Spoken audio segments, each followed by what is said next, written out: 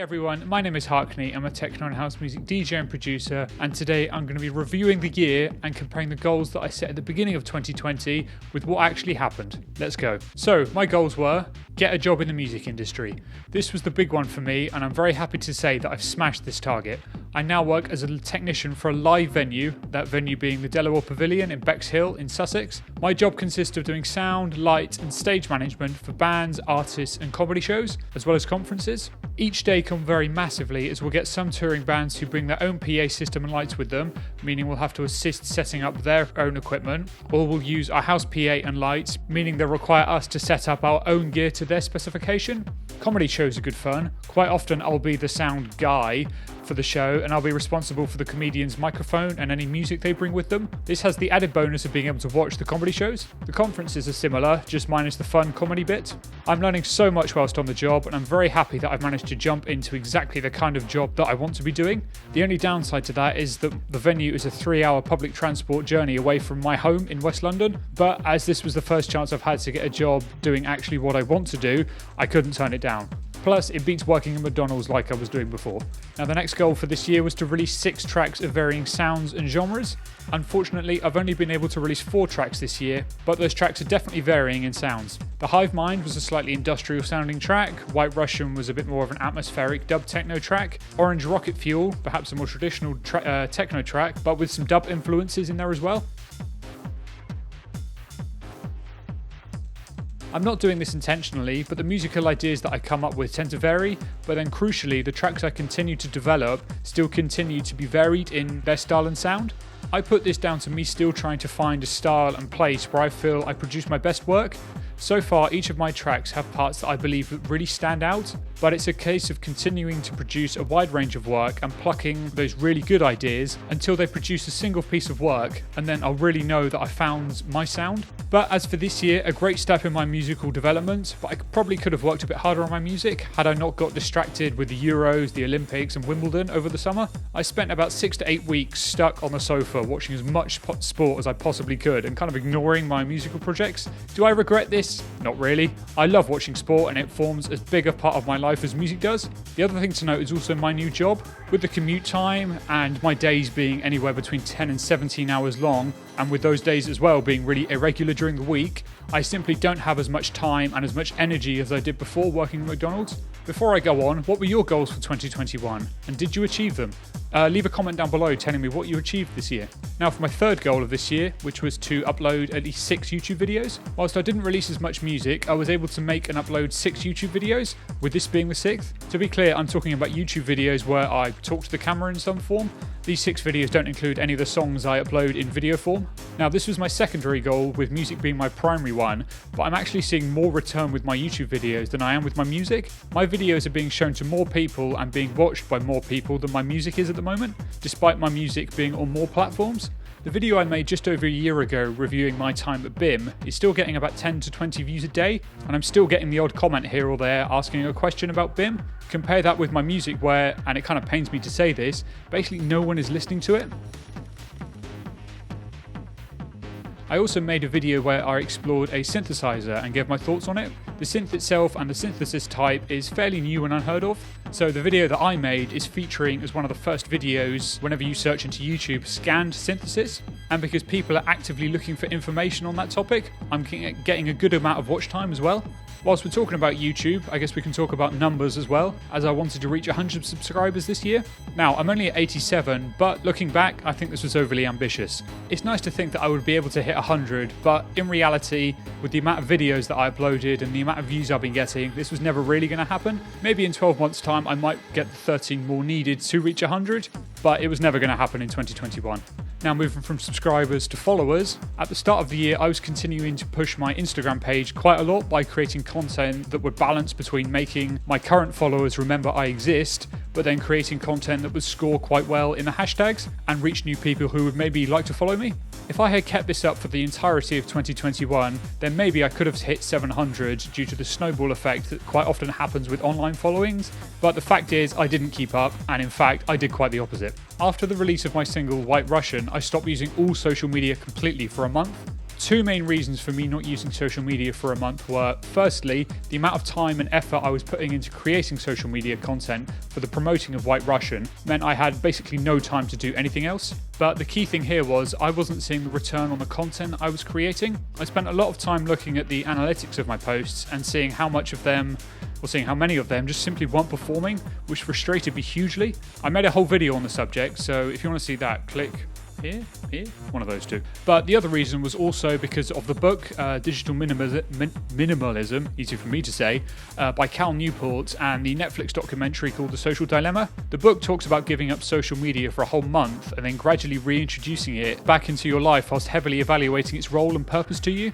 And what I also found was that social media was a big stressor and something I could have done with pushing down in my list of priorities in the name of helping me sort of stay sane, really. So those are the two reasons why I didn't reach 700 followers, but to be honest, even if I was posting consistently, I might never have reached it anyway.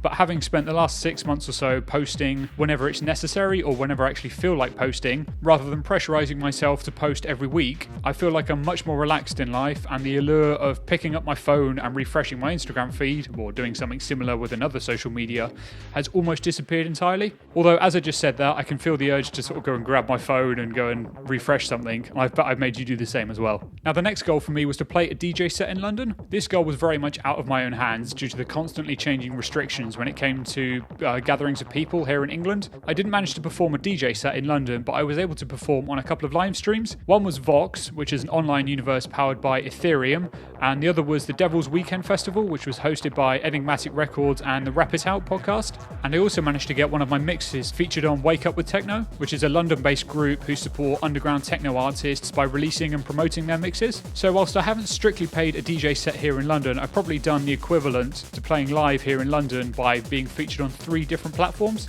Hopefully next year I'll get the chance to perform somewhere live. Now, learning French was my final goal for this year.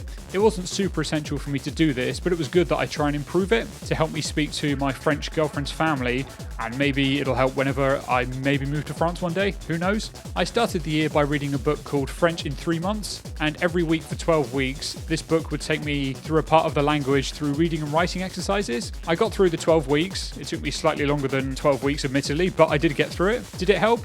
Yeah, I think it did. It definitely helped with sentence structure and understanding the foundations of the language, but immersing yourself in sort of the whole of any culture when learning a language is definitely the best way to do it. So to summarize this year, the most important goal was achieved, getting a job in the music industry. If I had managed to do everything else on my list but not get a job, then I think I would have considered this year to be less successful than what I've done this year in getting a job but actually achieving less on my list. Sacrificing more of my music creating time to spend time putting on gigs and comedy shows is absolutely fine by me. Learning real world skills is way more important than learning how to synthesize my own kick drums. It's difficult to see how this year could have really gone any better. Maybe I shouldn't have spent so much time watching football over the summer, but annoyingly, with the World Cup next winter, this issue may come up again. The main thing now is to adapt to my new, very irregular working pattern and make time to work on my music. It would be very easy for me to just spend all of my time away from work, just relaxing, but obviously I should try my hardest to avoid this and try and be as productive as I can.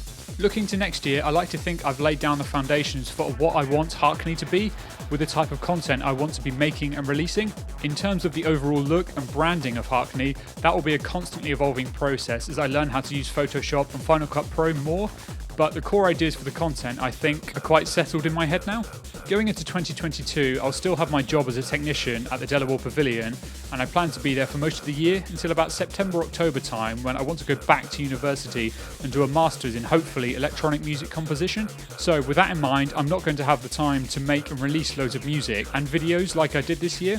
So what I want to achieve in 2022 will be release 2 tracks on a record label or labels, upload 4 YouTube videos, start regularly live streaming both my DJ set and my music production sessions, play a DJ gig in London, have a small community on Discord, and finally to develop my understanding of PA systems and sound engineering. Now that I've got more knowledge about what I can and can't do compared to this time last year, and I know roughly what I'm going to be doing throughout the year in terms of my job and university, I feel I'm in a better position to set goals and more realistic targets for myself this year.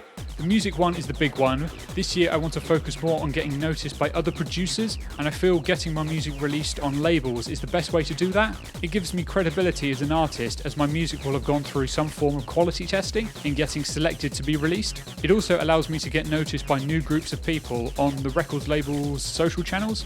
The reason for only 2 this year is so I can focus more on other goals that will help me reach new people. We've established that YouTube videos are a better way to get eyeballs on myself, so it makes more sense to do more of those. More videos similar to the scanned synthesis video will definitely help me define my channel as somewhere to come for electronic music production, which leads me nicely onto live streams. These are a great way to interact with people in a live setting.